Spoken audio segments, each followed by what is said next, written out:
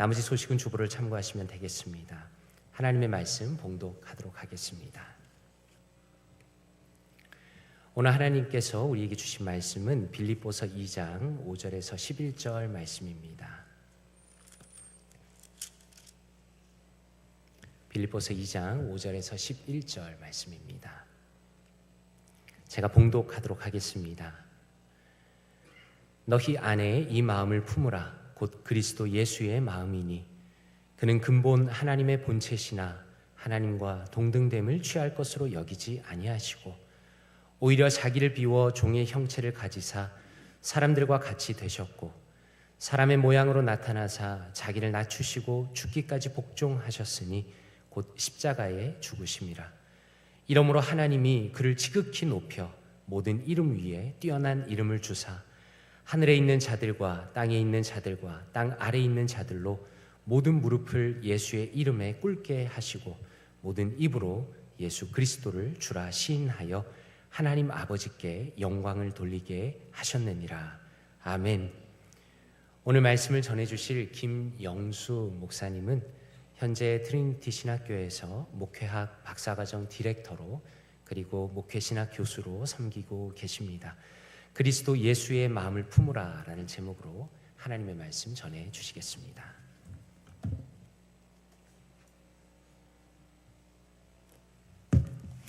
할렐루야. 이렇게 만나 뵙게 돼서 반갑습니다. 몇 달 전에 제가 우리 담임 목사님이신 임철성 목사님과 또 함께 하신 다른 이찬수 목사님과 식사를 할 기회가 있었어요. 근데 거기서 함께 하신 이찬수 목사님께서 임철성 목사님의 하시는 모습을 보시고 왜 목회를 잘하는지 알겠다 그런 코멘트를 하셨어요. 어떻게 하셨는지 궁금하시죠? 제가 같이 앉아있는데 정말 그 짧은 시간에 계속해서 이렇게 섬기는 모습, 정말 귀한 모습을 이렇게 경험하게 돼서 너무 감사했어요. 근데 이렇게 헤브론 교회 성도님들을 이렇게 만나게 된 기회가 있어서 또 감사드리고 초대해 주신 목사님께 또 당회 장로님들께 감사드립니다. 저는 오늘 그리스도의 마음에 대해서 같이 나누고자 합니다. 참고로 그냥 먼저 말씀드리는데요, 제가 오해를 많이 받아서 제가 50대 중반이 넘었어요. 이민 온 지는 한 거의 40년이 됩니다. 제가 대학 1학년을 마치고 85년도에 캐나다로 이민을 갔었습니다. 미국이 아니라. 그런데 그러면서 선교지에 한 10년 있었고 선교를 20년 했었고 목회도 여기 오기 전에 메릴랜드에서 영어권 목회를 하고 2년 전에 또 하나님께서 저의 모교인 트리니티에서 그 교수의 자리로 불러주셔서 지금은 섬기고 있습니다. 제가 한국에 대한 기억이 아주 아득합니다. 85년이면 정말 오래된 것 같아요. 언제 그렇게 세월이 흘러갔는지 정말 모르겠어요. 그런데 제가 자라나면서 듣고 자라났던 그 말이 기억이 납니다. 무슨 일을 당한다 하더라도 무슨 일을 하든 마음 먹기에 달렸다. 혹시 여러분들 그런 거 말씀 들어보신 적 있으세요? 예. 아무리 어렵고 힘들게 보이는 일일지라도 마음을 단단히 먹고 천리길도 한 걸음씩 나아가면 할 수 없는 일이 없다. 뭐 이런 뜻으로 말한 거겠죠. 생각해 보면 어느 정도는 맞는 말인 것 같지만 전부 맞는 말은 아닌 것 같습니다. 만약 그렇다면 마음만 단단히 먹으면 모든 일을 감당할 수 있을 텐데 꼭 그런 건 아니잖아요. 아무리 마음을 단단히 먹어도 안 되는 일이 있잖아요. 하지만 어떤 마음을 품는 것이 얼마나 중요한가를 말해주고 싶어서 아마 그런 말이 있었던 것 같습니다. 어떤 힘든 일이 닥칠 때, 또 커다란 도전에 직면했을 때 우리는 어떤 마음가짐을 가지고 살아가야 할까요? 무슨 일이든지 마음 먹기에 달려 있는 게 아니라 무슨 마음을 먹는지, 또 무슨 마음을 품는지가 중요합니다. 성경에 마음에 대해 많이 언급한 대목이 있습니다. 그 중에 대표적인 예가 신명기 30장에 마음을 다하고 뜻을 다하여 말씀을 순종하라, 마음을 다하며 뜻을 다하여 하나님을 사랑하라, 이런 대목이 나옵니다. 또 그 다음 장에 31장에 여호수아가 모세의 후계자가 되는 그러한 장면에서 마음을 강하게 하고 담대하라 라고 하는 그런 대목이 나옵니다. 로마서 12장에는 마음을 새롭게 함으로 변화를 받아 하나님의 선하시고 기뻐하시고 온전하신 뜻이 무엇인지 분별하도록 하라, 이런 대목이 나옵니다. 전부 다 말씀을 드릴 수 없지만 분명히 성경은 마음에 대해서 많이 언급하고 있습니다. 그러면 무슨 마음을 먹고 무슨 마음을 품어야 할까요? 오늘 목사님께서 읽어주신 그 본문의 그 바로 위에 빌립보서 2장 2절에 또 이런 대목이 나와요.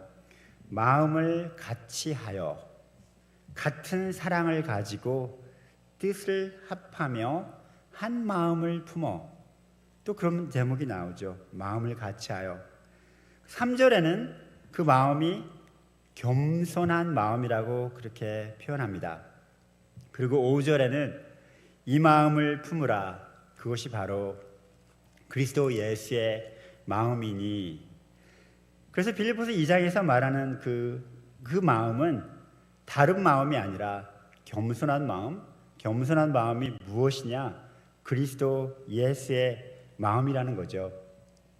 저는 지난 30년 가까이 사역을 하면서 지금 선교사로서, 목사로서, 또 교수로서 사역을 하면서 겸손, 휴밀리티, 그것이 얼마나 어려운 것인지를 정말 몸서리게 깨닫는 경우가 너무너무 많이 있습니다.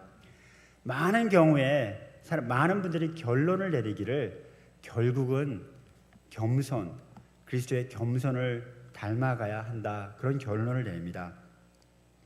아무리 학식이 많아도, 아무리 지식이 많아도, 아무리 부가 많아도, 아무리 능력이 많아도 우리가 넘어질 수밖에 없는 건 교만하기 때문이잖아요. 교만을 싸우는 그 상대는 겸손해지는 거죠. 겸손과 약함의 차이가 있습니다. 겸손하다는 것은 약한 것이 절대 아닙니다. 겸손하다는 것은 강한 자에서 나오는 것이고 강한 자가 가능한 것이지, 약한 자는 비굴해질 수 있는 상황에서 강한 자는 겸손해질 수 있는 것입니다. 다시 말씀드리면 약한 자는 겸손할 수가 없는 거죠. 강한 자만 겸손해질 수 있는 겁니다. 많은 사람들의 갈등이 마치 열등감과 또 교만 사이를 시계추같이 왔다 갔다 하면서 갈등을 하는 것을 많이 봅니다. 무슨 말씀이냐면, 뭐가 잘 되는 것 같고 또 일이 우리 뜻대로 되는 것 같으면 금방 교만해지고, 또 일이 잘 안 되고 어려움에 부딪히면 즉시 나는 아닌 것 같아 라고 열등감을 갖게 되는 그러한 일반적인 상황을 저는 많이 목격해 왔습니다. 일이나 사업이 잘 되고 자녀들이 공부를 잘하고 좋은 직장을 가지면, 또 건강이 좋고 좋아지면 금세 내가 교만해지고, 공부도 못하고 직장도 잡지 못하고 자녀들도 내 뜻대로 되지 못한다면 모든 일이 잘 안 되는 것 같이 느껴지면 또 왜 그럴까? 또 내가 뭐가 잘못했나? 하나님은 어디 계실까? 그런 열등감에 사로잡히는 경우가 있는 것을 저희는 종종 보게 됩니다. 하지만 그러한 열등감, 그러한 것은 바로 겸손이 아닌 것입니다. 겸손하다고 착각할 수 있는 행동도 있습니다. 예의 바른 것이 바로 겸손하는 것은 아니고요, 착하다고 겸손한 것도 아니고, 경우 바르고 눈치 빠르다고 겸손한 것도 아닌 것 같습니다. 그렇다면 도대체 뭐가 겸손한 걸까요? 그리스도의 겸손이라는 것이 도대체 무엇일까요? 한마디로 말하면 오늘 본문을 통해서 낮아지는 것이라고 말씀드릴 수 있습니다. 낮아진다는 것은 높은 곳에서 내려갈 때 가능한 것이지 낮은 곳에서 위로 올라갈 때 낮아질 수 없는 것입니다. 다시 말씀드리면 낮아질 수 있다는 그 자체는 높은 곳에 있다는 것이 전제가 된다는 것입니다. 낮아질 수 있다는 것은 바로 우리가 높은 위치에 있다는 것을 깨달을 때 가능한 것입니다. 그 높은 위치가 무엇인지 제가 말씀드리고자 합니다. 내려놓는다는 것도 뭔가 내려놓아야 할 것이 있는 상황 하에서 가능한 것이 아니겠습니까? 아무것도 내려놓을 게 없는데 뭘 내려놓죠? 낮아진다는 것이 더 내려갈 데가 없으면 낮아질 수가 없잖아요. 그리스도의 겸손의 자세한 내용이 오늘 본문 가운데 나옵니다. 6절과 7절에 그는 근본 하나님의 본체시나 하나님과 동등함을 취할 것으로 여기지 아니하시고 오히려 자기를 비워 종의 형체를 가지사 하나님과 같이 되셨고 라는 대목이 나옵니다. 예수님께서는 자신의 특권과 지위 또 특혜와 영광을 버린 것이죠. 여러분 모두 다 아시잖아요. 예수님이 어떤 분이신지 누구신지. 많은 성경 대목이 있지만 골로새서에 특별히 예수님에 대해서 많은 대목이 나옵니다. 다 읽을 수가 없는데 한 가지 골로새서 1장 15절에 그런 대목이 나옵니다. 그는 보이지 아니하는 하나님의 형상이시요 모든 피조물보다 먼저 나신 이시니 예수님께서는 보이지 않는 하나님의 형상이시고 모든 피조물보다 먼저 나셨다는 것이 의미가 나셨다는 게 아니라 삼위일체 하나님 먼저 우주 만물을 주관하시는 그 자리에 계셨다는 거죠. 7절에 종의 형체를 가지고 사람들과 같이 되셨고 라는 대목이 나옵니다. 그리고 8절에는 인간의 모습으로 사람의 모양으로 나타나사 자기를 낮추시고 죽기까지 복종하셨으니 곧 십자가에 죽으심이라 이런 대목이 나옵니다. 저는 이 말씀을 묵상하면서 창세기 12장 아브라함의 모습을 떠오릅니다.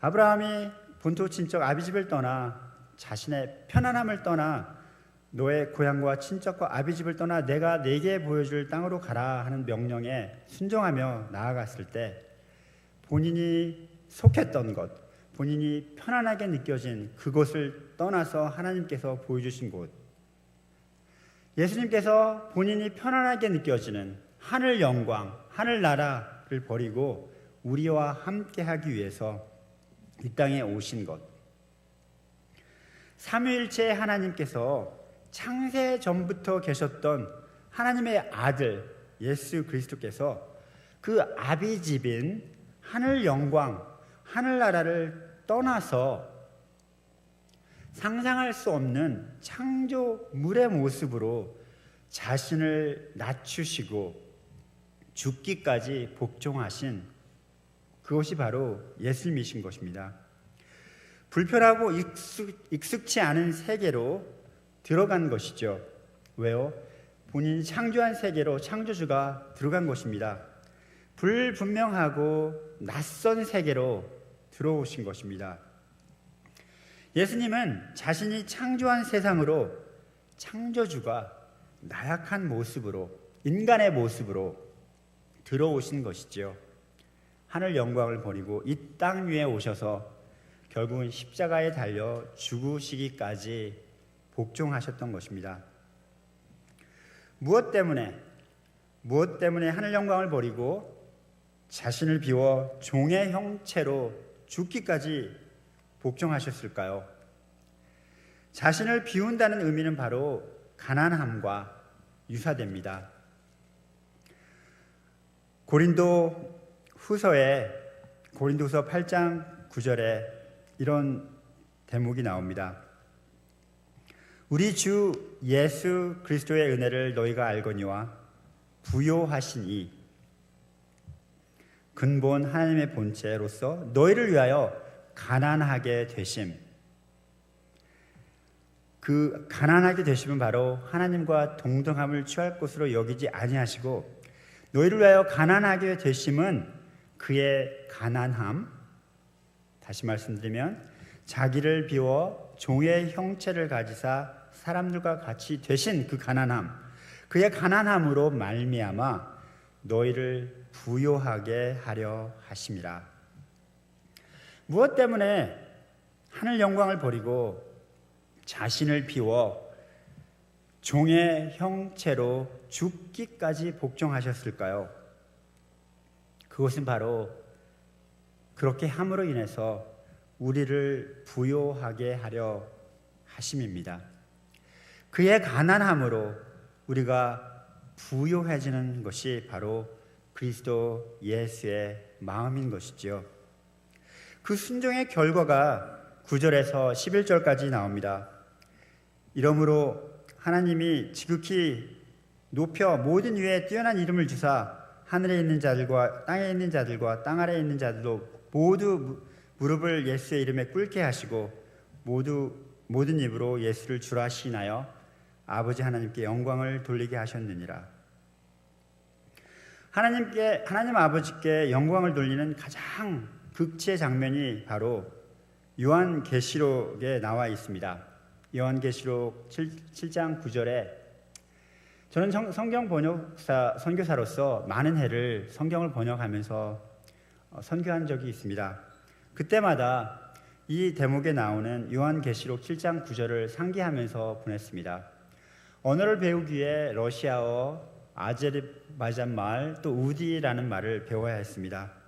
왜 그렇게 해야만 했는지, 사실 영어를 한국어가 모국어인 사람으로서 영어를 배우기도 힘들었는데 거기에 왜 러시아와 아제리 말과 또 우디 말까지, 우디 말은 철자도 없습니다. 알파벳도 없었습니다. 그래야만 하는지. 그때마다 요한계시록 7장 9절에서 12절까지에 나오는 이 대목이 저의 생각과 마음을 사로잡았습니다. 이후에 내가 보니 각 나라와 족속과 백성과 방언에서 아무도 능히 셀 수 없는 큰 무리가 나와 흰 옷을 입고 손에 종려 가지를 들고 보좌 앞과 어린 양 앞에 서서 큰 소리로 외쳐 이르되 구원하심이 보좌에 앉으신 우리 하나님과 어린 양에게 있도다 하니 모든 천사가 보좌와 장로들과 내 생물의 주위에 서 있다가 보좌 앞에 엎드려 얼굴을 대고 하나님께 경배하며 이르되 아멘. 찬송과 영광과 지혜와 감사와 존귀와 권능과 힘이 우리 하나님께 세세도록 있을지어다. 아멘 하더라. 저는 중앙아시아에 있는 한 나라에서 오랫동안 성경 번역을 한 선교 경험이 있습니다. 그래서 그리스도 예수의 마음이 무엇인가를 조금이나마 경험한 예가 있습니다. 2000년도에 러시아에서 아제르바이잔이라는 곳으로 떠나 아제리어와 우디어를 배우며 알파벳을 만들고 성경 번역과 문자 사역, 또 그리고 현지인 훈련 사역을 감당했습니다. 그때 그 당시 그 성경 번역을 할 때 가장 제 마음을 사로잡았던 그 말씀이 바로 오늘 읽었던 말씀입니다. 오늘 본문의 말씀입니다.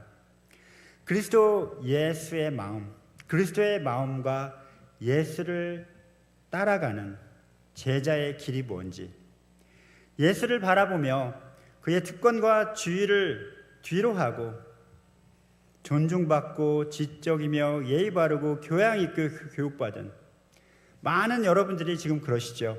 예수님은 하늘 영광을 버리고 이 땅 위에 인간의 모습으로 오셨잖아요.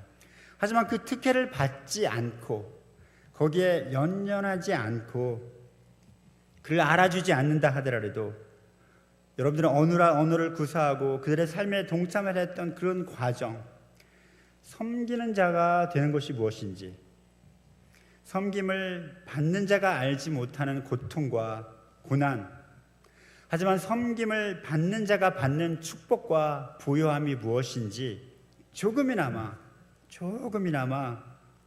깨달을 수가 있었습니다.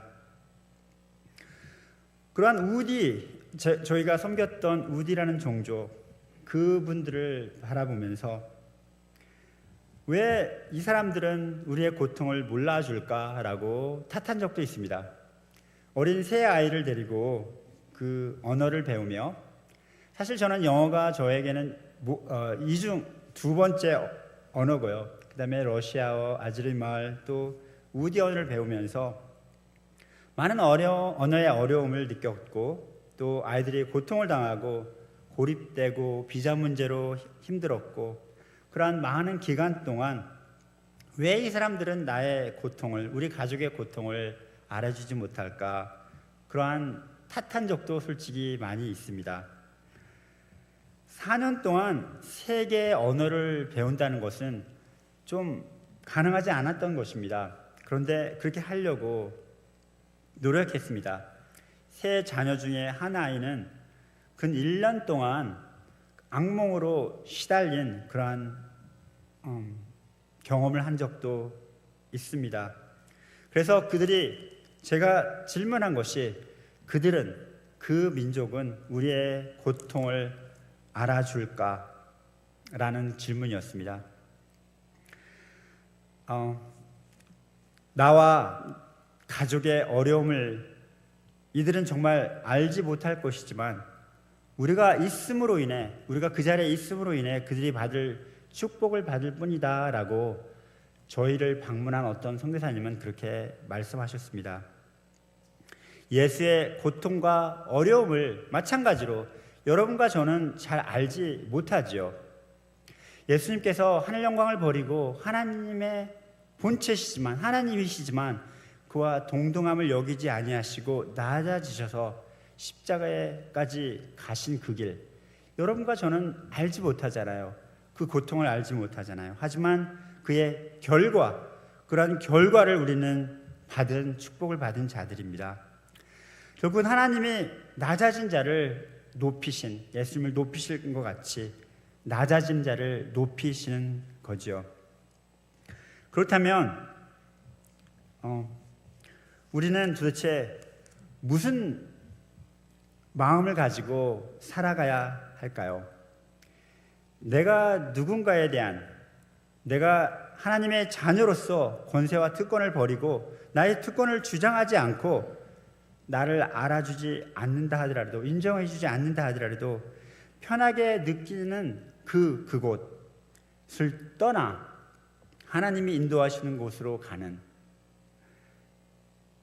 나도 왕년에는 이런 사람이었다, 이런 것이 아니라, 내가 누군데 왜 내가 대접을 받지 못하나, 이런 것이 아니라 낮아져서 결국은 나의 낮아짐으로 그들이 축복을 받는, 내가 편하고 안정된 곳에 안주하지 않고 편하지 않지만 불편한 곳으로 들어간 그 결과로 결국은 그들이 축복받는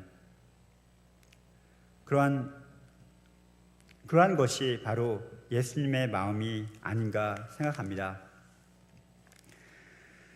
하나님께서 높여주실 그 소망, 우리가 낮아질 때 하나님께서 높여주시는 그것을 바라보며, 물론 높아지는 게 우리의 목적이 아니지만 예수님께서 높임을 받기 위해 하늘 영광 버리고 이 땅에 오신 것이 아니잖아요.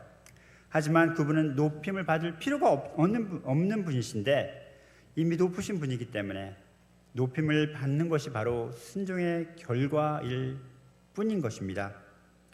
나의 노력으로 얻어질 수 없는 하나님의 은혜인 것이죠. 이탈리 속담에 이런 대목이 있습니다. 마지막에 웃는 자가 가장 길게 폭소를 터뜨릴 수 있는 거다. 여러분과 저는 그 마지막에, 그 요한계시록 7장에 나오는 마지막 그리스도의 영광에 참여하는 그 그리스도의 영광이 바로 우리의 영광이 되어 그날에 우리는 가장 길게 가장 크게 웃을 수 있는 우리 모든 성도님들이 되시기를 축원합니다. 그날이 올 때까지 너무 멀게 느껴질지라도 인내와 지혜로서 우리에게 맡겨진 경주를 다하시기를 바랍니다. 그럴 때 그날이 오기 전에라도 하나님께서 간간히 주시는 웃음과 기쁨 또한 폭소도 만끽하시기를 축원합니다. 그리스도의 마음을 품는다는 것, 내가 누군지 정확한 이해와 깨달음을 갖는 것이죠. 하나님의 자녀로서의 특권과 권세는 아무도 빼앗을 수 없는 것입니다. 하지만 나의 특권을 주장하지 않고 여러분들의 위치와 지위와 교육, 그 특권을 내려놓고 섬기는 자세로서 낮아져서 종의 모습으로 섬기며 하나님의 인도하심에 순종하며 고통이 있을지라도 어려움이 있을지라도 남이 알아주지 못할지라도 그곳에서 섬기는 자의 모습을 감당할 때 바로 그 결과로 인해 여러분들이 섬기는 자는 부유하게 되고 축복을 받을 것이며 하나님께서는 여러분들이 높임을 받고 하나님의 영광에 참여하는 그러한 높임을 받을 것입니다. 교회에서 많은 분들이 직분자들이 있죠. 직분도 없이 섬기는 분들도 계십니다. 하지만 우리들은 이러한 그리스도의 마음을 품고 같이 나아가야 된다고 생각합니다. 너희 안에 이 마음을 품으라. 곧 그리스도의 예수의 마음이니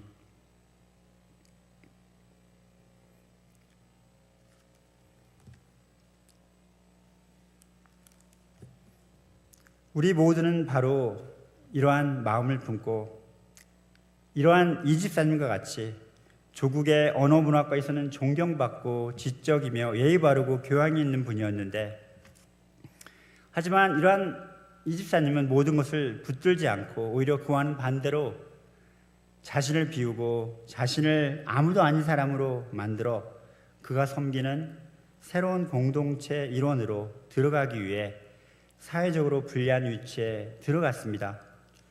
겸손함으로 이 집사님은 더디지만 확연하게 다른 사람으로 만들어지고 있었던 거죠. 이 집사님은 자기가 찾은 새로운 공동체를 향한 사랑으로 종의 태도를 버리지 않고 바로 이 집사님이 새로운 공동체의 언어를 항상 어눌하게 말하지만 세련되지 못하게 말한다 할지라도 새로운 가족과 공동체를 이해하기 힘들고 실수를 반복한다 하더라 해도 그의 낮아짐으로 새로운 가족의 일원들을 높이는 결과를 초래하게 된 것입니다. 그래서 그 가족들은 그 이집사님의 고통을 알지는 못하지만 그 이집사님의 거기에 계심으로 인하여 축복을 받았을 뿐입니다.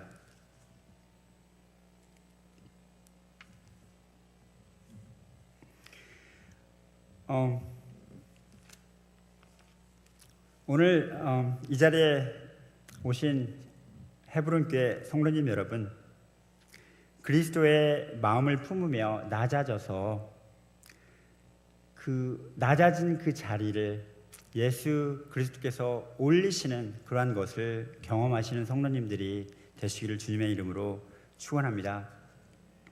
하늘 영광 버리고 이 땅에 오셔서 우리와 함께 계신다는 그 자체가 하나님께서는 얼마나 어려웠을까요? 얼마나 힘들었을까요? 우리는 그 마음을 알지 못할 것입니다. 하지만 그러한 결과로 여러분과 저는 축복을 누리는 은혜를 받았을 뿐입니다. 그 은혜를 가지고 다른 분들에게 축복을 같이 나누시는 헤브론교회 성도님들이 되시기를 바랍니다. 같이 기도드리겠습니다.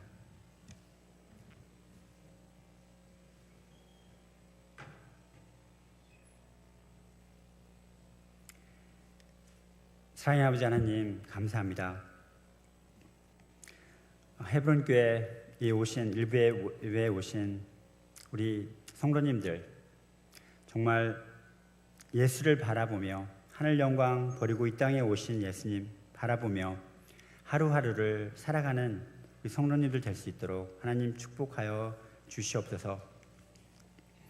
하늘 영광 버리고 이 땅에 오신 예수님 바라보며 자기의 죄를 버리고 낮아져서 정말 결국은 종의 모습으로 섬기기 위하여 이 땅에 오신, 그래서 그 결과로 인하여 우리는 영생을 누리는 그런 축복을 받았을 뿐인데, 그러한 그리스도의 고난에 참여할 때 그리스도의 영광에 또한 참여하는 우리 모두가 될 수 있도록 하나님 함께하여 주시옵소서. 이 헤브론 교회, 하나님께서 그리스도의 피값으로 세운 이 귀한 교회, 정말 예수 그리스도의 삶이, 예수 그리스도의 피값이, 예수 그리스도의 피 묻은 십자가가, 예수 그리스도의 영광이 이 교회에 흘러넘쳐 정말 헤브론 교회 성도님들을 통하여서 하나님의 나라가 확장되고 그리스도의 복음이 전해지는 귀한 역사가 일어날 수 있도록 하나님 함께하여 주시옵소서. 예수님의 이름으로 기도드렸습니다. 아멘.